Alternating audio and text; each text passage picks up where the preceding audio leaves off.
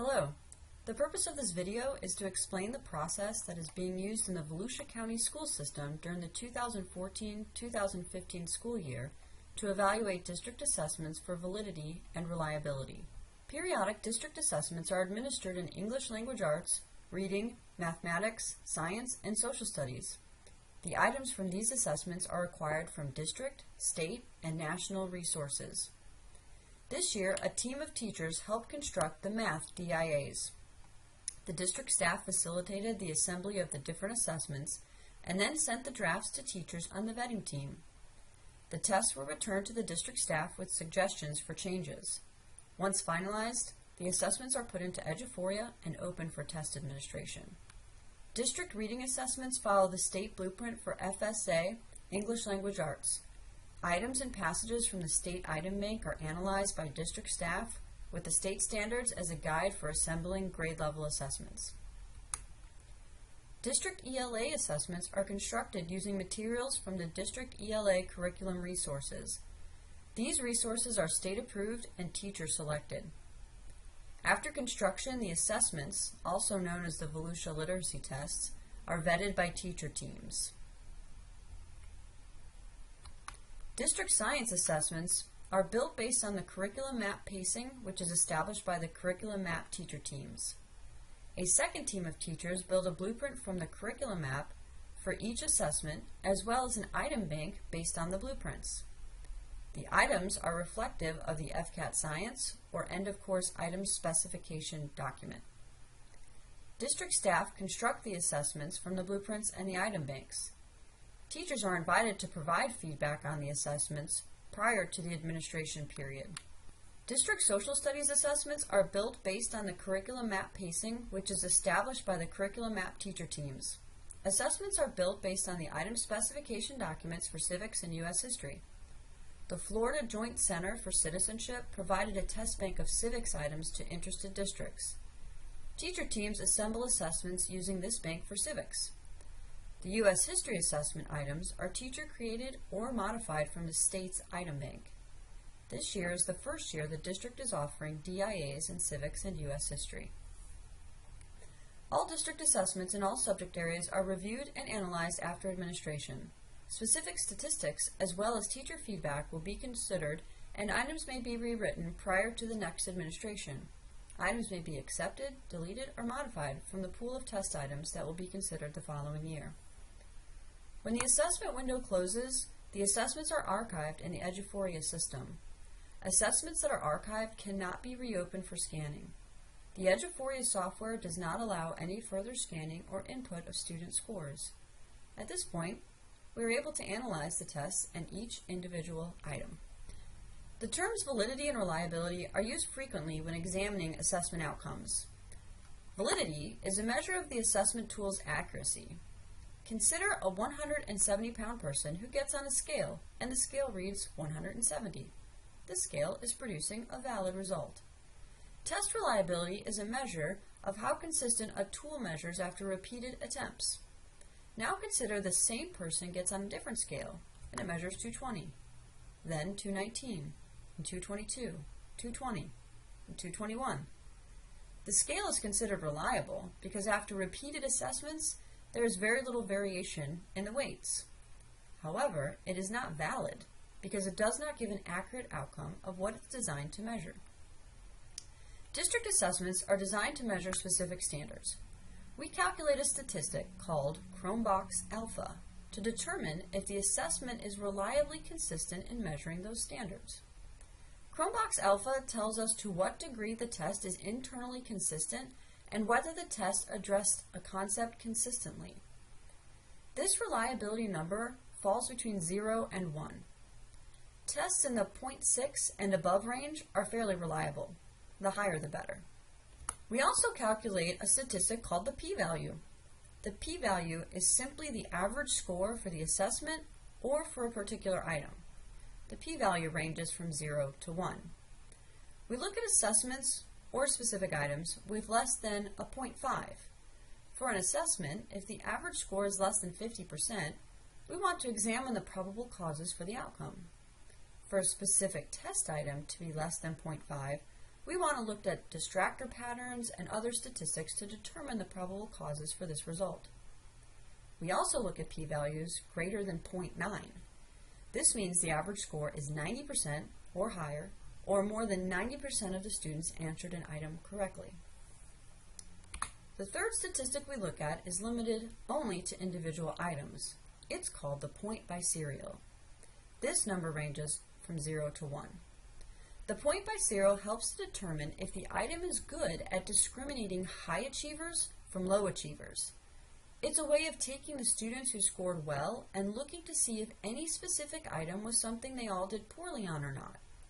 Similarly, it looks at students who did not score well and compares how they performed on individual items.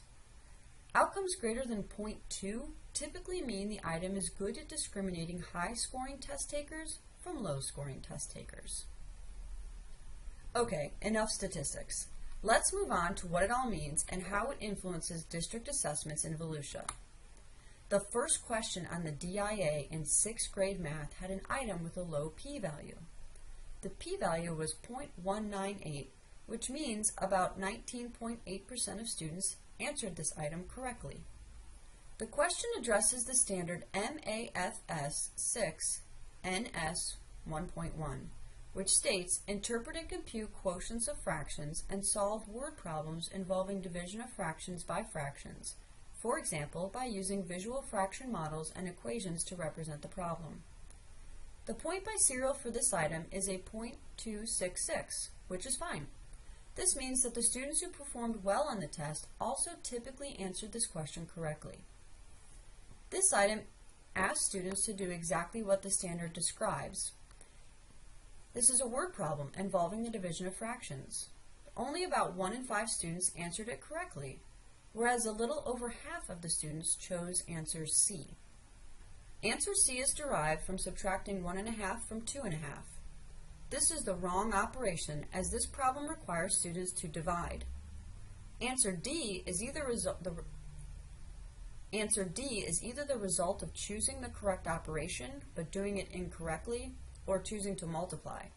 To compute this problem correctly, students should convert 2.5 to 5 halves and 1.5 to 3 halves. To divide 5 halves by 3 halves, they would flip one fraction and then multiply. If they don't create a reciprocal fraction and just multiply, they will get 15 over 4. Choice A is 1/3 and a nonsense distractor. The point by serial for this item, which is a 0.266, is above the threshold of 0.2. This item review does not indicate a need to address the STEM or the distractors, but it does inform instruction. The majority of students chose the answer that results from subtracting. They were unable to identify that they needed to divide. This is an important observation for structuring the delivery of this unit. Students will need more practice with word problems and identifying the correct operation. Let's take a look at a second example in high school biology. The Science of Life assessment itself had a strong reliability measure. Only one item had a point by serial less than 0.2, and that was item number 9. This question addresses the standard SC 912N1.3, which says, recognize that the strength or usefulness of a scientific claim is evaluated through scientific argumentation, which depends on critical and logical thinking, and the active consideration of alternative scientific explanations to explain the data presented. Additionally, only 35% of students answered this question correctly. Nearly 48% of the students chose B. The low point by serial indicates that the item does not discriminate well between high performers and low performers on this test. The item has a low cognitive complexity because it is only asking for a definition. However, it was a difficult question for many of our students. Choice B is a common misconception. This item is designed to specifically address this misconception. The curriculum mapping team will need to review the data on this item and determine what can be done to help clarify the language in the curriculum map to support this standard. Here is a third example using a 7th grade civics DIA. The standard is SS7C 2.2, which says, evaluate the obligations citizens have to obey laws, pay taxes, defend the nation, and serve on juries. Students are asked to examine a poster and select the main idea of the poster based on the symbols they see. The p-value for this item is 0.295, which means only about 30% of the students answered this item correctly. Therefore, the item should be reviewed further.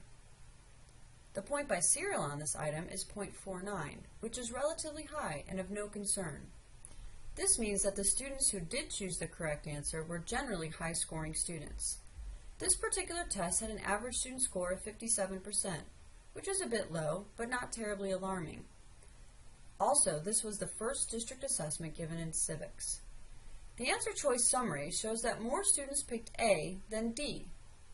The teacher committee to review this test will need to examine the distractors, the standard, and the curriculum map to determine if this question needs any tweaking for next year. It has a strong point by serial, so even though 70% of the students missed it, the students who got it right had high scores on the test. This process helps to ensure that items are doing what they are designed to do, which is to measure if students have learned the standard. Remember our initial analogy of reliability and validity using a bathroom scale? We have a way to measure reliability as I explained above, but at this point there is no metric for validity. Remember that validity is something that requires more than one measurement. If a 190-pound person steps on a scale and it reads 189, the scale has validity. We know this because we've already measured the 190-pound person. If someone gets on a scale and they've never been weighed, and the scale reads 150 pounds, we have no way to test if that scale is valid. We'd have to use a 150-pound weight, something we already knew was 150 pounds, in order to be sure the scale was measuring accurately. The state of Florida will use a brand new scale this spring for reading and math. We don't know yet if our new district assessments will align with the state assessment and give us predictive power. After our students take the FSA and the new achievement levels are set, we will use the data from our district assessments this year to see how well they align with the FSA. We will also do this for our new end-of-course state assessments. The district assessments are built on items that reflect the standards. The state assessments are also constructed to measure those standards. So our assessments should be checkpoints along the way that help guide us in knowing whether or not students are demonstrating mastery of those standards. If the standards are the foundation of the curriculum maps, and instruction is crafted to reflect the content of the curriculum maps, the district assessments and the state assessments should give us a good measure of achievement for each student. Assessment is an important part of the learning process. Curriculum, instruction, and assessment are intertwined and should inform each other. The assessment process in Volusia has been designed to ensure best practices are used in our district assessments.